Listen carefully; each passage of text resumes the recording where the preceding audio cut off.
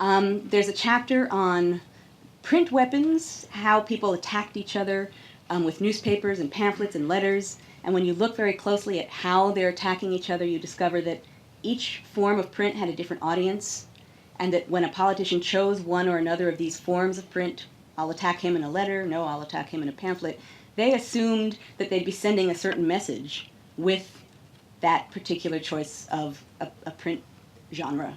There's a great letter that I discovered at the very beginning of this project that not only revealed to me a lot about print objects, but really showed me a lot about this whole grammar of combat that I'm talking to you about now.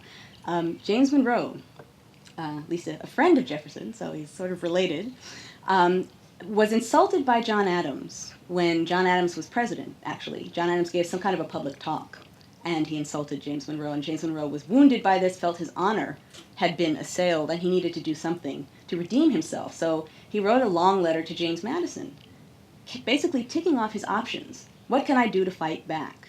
And it's a fascinating letter because he basically lists the available weapons of combat.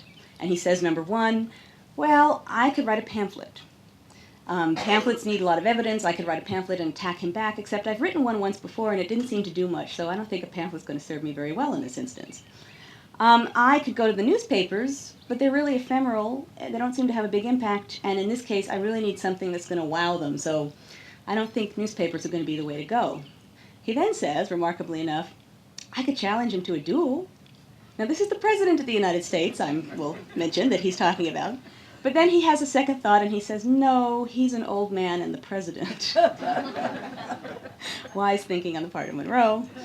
And ultimately he decides, actually, to hold back and see what will happen, and essentially nothing happens, and his reputation doesn't suffer very much, and the situation sort of calms itself. But that's the very sort of letter that set me off on this project in the first place, because there you can see he has a very clear sense of different weapons and a different logic for using them.